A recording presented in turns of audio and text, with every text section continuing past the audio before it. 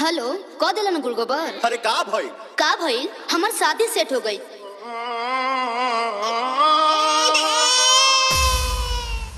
भैया ए भैया का हो गइल? अले माल दे दब दे था तब ते थाने में रहेला ओ काय ते माल देला सुन है ने ये तो दो थल आइडिया बताई था ना ते अपन आइडिया अपने भेरी राख न त मार के मुंह फाड़। अब हमार लीला देख।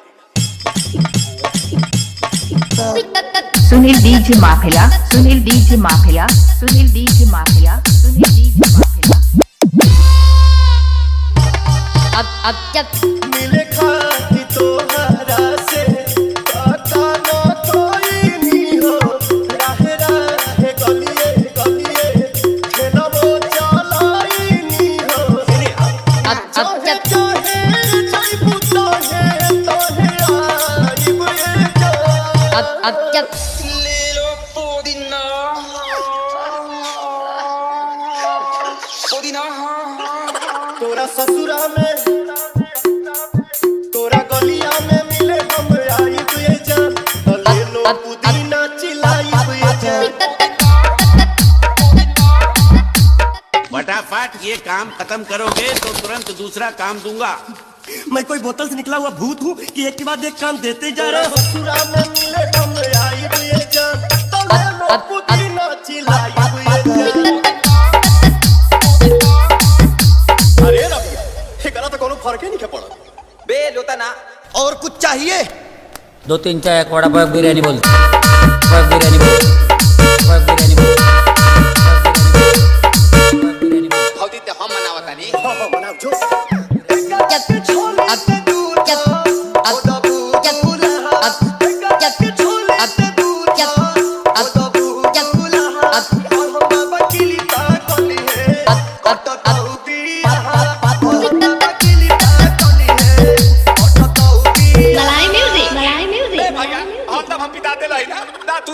जेसीबी से दिलवा हमर तोड़ दिहलू आधे राह में छोड़ दिहलू हो। जइबू ससुराना पवन जस बरे न मिली मारदा से जब मिली हो। जइबू ससुराना पवन जस बरे न मिली मारदा से न मिली हो। अब जब और कुछ चाहिए? 2 3 चाय एक वड़ा पाव बिरयानी बोल, पाव बिरयानी बोल, पाव बिरयानी बोल।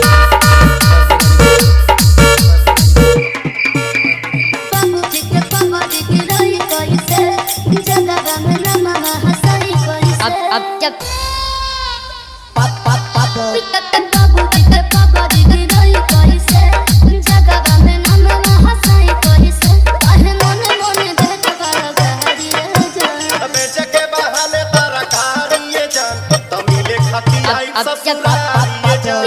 Sunil DJ mafia, Sunil DJ mafia, Sunil DJ mafia.